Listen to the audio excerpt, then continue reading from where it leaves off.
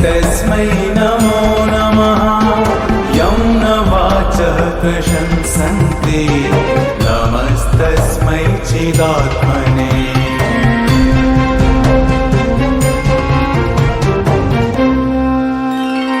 योगिनो यं हितः कोशे प्रणिधानेन निश्चलाः ज्योतिरूपं प्रपश्यन्ति तस्मै श्रीब्रह्मणे नमः।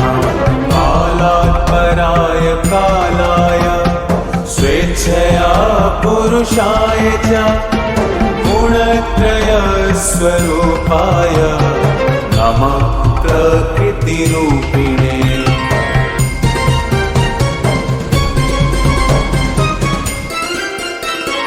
विष्णवे सत्त्वरूपाय रजोरूपाय वेधसे तमोरूपाय रुद्राय स्थितिसर्गान्तकारिणे।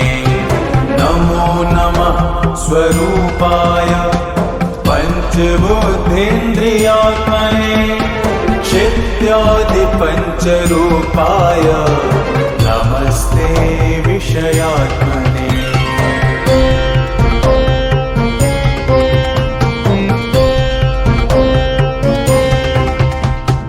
नमो ब्रह्माण्डरूपाय तदन्तर्वर्तिने नमः। अर्वाचीन पराचीन विश्वरूपाय ते नमः।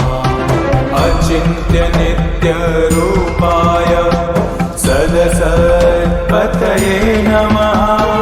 नमस्ते भक्तकृपया स्वेच्छाविष्कृतविग्रह।